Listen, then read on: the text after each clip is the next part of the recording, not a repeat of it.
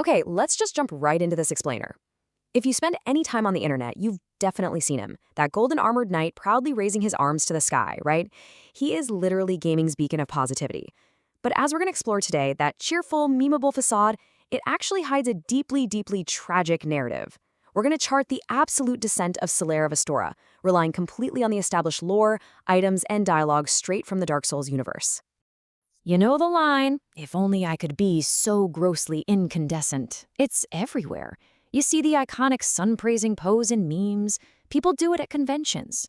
It just feels full of warmth and wonder. But guys, there is a profound sadness hiding just beneath that golden exterior.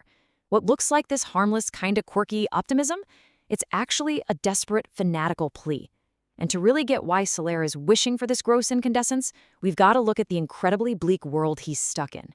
So here's the million-dollar question.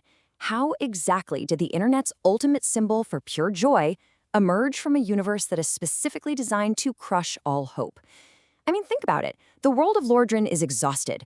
It's a land where the gods have either completely fled or just gone utterly mad, and reality itself is collapsing under a dying fire. And yet, into this hyper-specific despair steps a guy who just wants to stare at the sun. To figure out how this paradox even exists, we first need to establish the brutal baseline of human existence in this universe.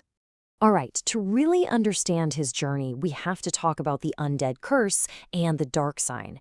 This isn't just a basic respawn mechanic. It's a literal brand that resurrects humans whenever they die.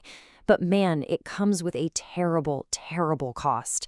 It slowly, methodically eats away at their very soul. Every single time you come back, you lose a little bit of who you were. It's a psychological erosion just as much as a physical one. And the inevitable, terrifying end state of that curse, that's what we call hollowing. When a person simply runs out of reasons to keep moving forward, they hollow. They just devolve into a mindless, violent husk. Now, Solaire's constantly fighting this off by clinging desperately to his singular mission, finding his own sun. So that endless cheerfulness of his, yeah, it's not just a personality quirk. It's a deliberate, forceful effort to keep his mind intact and stave off that exact, horrific fate. What's truly wild here is the stark contrast between your average victim of this curse and Solaire. Most ordinary undead are just that, victims. They catch the curse by accident, they get locked away in asylums, and they are absolutely terrified of what's coming. But Solaire, he deliberately branded himself with the dark sign. He voluntarily became a martyr just so he could get the immortality required to chase the seemingly impossible dream into the land of the gods. He literally saw the most dreaded curse in the world as a passport. That takes a terrifyingly focused, almost fanatical mind. Which brings us to jolly cooperation. It's such a fun phrase, but it's actually a radical philosophy. In a world totally built on fear and isolation, Solaire uses the white sign soapstone to bridge overlapping timelines. He helps complete strangers purely out of the goodness of his heart. I mean, he actually hands you this item, inviting you to join his sort of grassroots movement of empathy. He takes the literal collapse of reality itself and says, hey, let's use this to build connections and help each other out. As Solaire himself tells us, the very fabric of reality in Lordran is wavering. The flow of time is convoluted. This isn't just some convenient multiplayer mechanic. It is baked right into the lore. Time is stagnant, it's distorted. And honestly, that makes his selfless acts of crossing timelines to assist you even more beautifully tragic. Think about it. He literally pauses his own desperate, all-consuming quest just to make sure that you, a total stranger, don't have to face the darkness alone. Now, for years, the community desperately wanted to give this noble guy a divine origin, and you can see why. Fans pointed to some incredibly compelling evidence. He wields the Sunlight Straightsword. He uses the exiled god of war's exact miracles.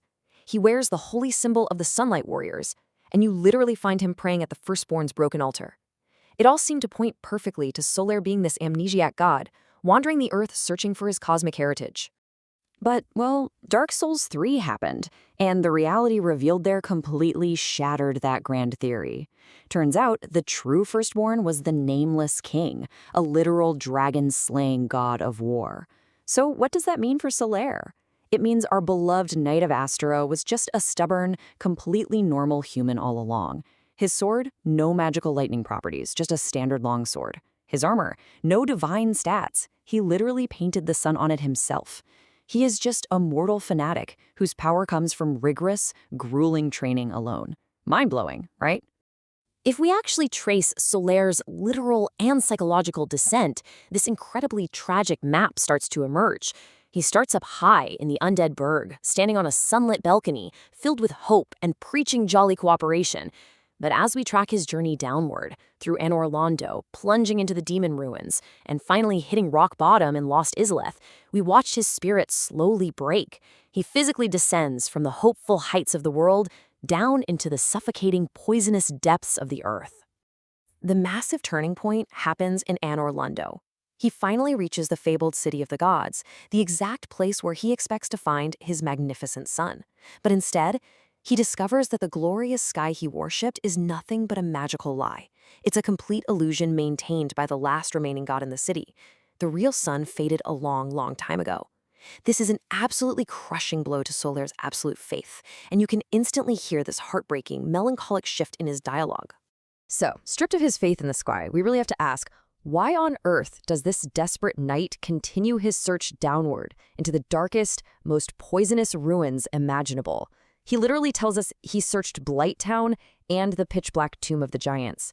At this point, he's moving forward out of sheer momentum rather than actual conviction, because if he stops looking, he has to face the horrifying reality of what he's become.